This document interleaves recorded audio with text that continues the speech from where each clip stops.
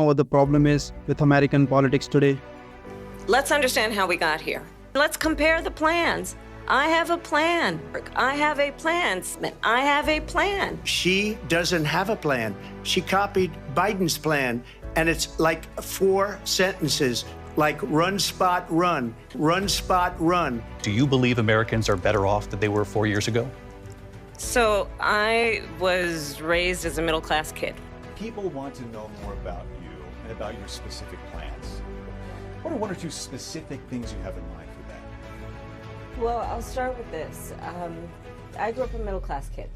In Springfield, they're eating the dogs. Vice President Harris, in your last run for president, you said you wanted to ban fracking. Now you don't. You wanted mandatory government buyback programs for assault weapons. Now your campaign says you don't. You supported decriminalizing border crossings. Now you're taking a harder line. I know you say that your values have not changed. So then why have so many of your policy positions changed? So my values have not changed, and I'm going to invite you to attend one of Donald Trump's rallies, because it's a really interesting thing to watch. You will see during the course of his rallies, he talks about fictional characters like Hannibal Lecter. He will talk about windmills cause cancer. And what you will also notice is that people start leaving his rallies early out of exhaustion and boredom.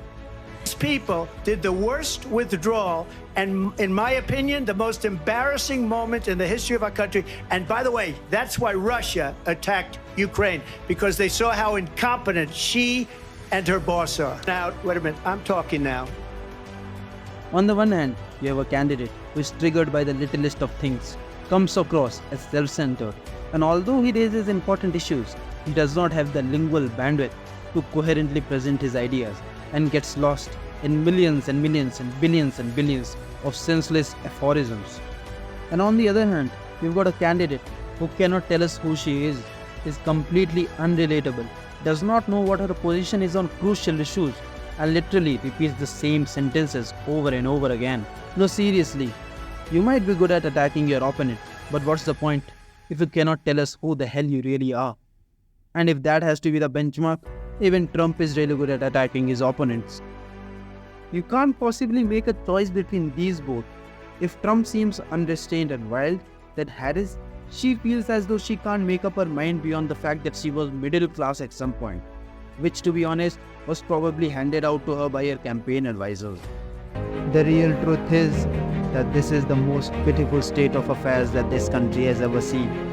No, it is not the economy, nor the division in the society, both of which has been conquered by this country, but it is the lack of a leader, the absence of an individual who can make the society feel safe and the country feel hopeful.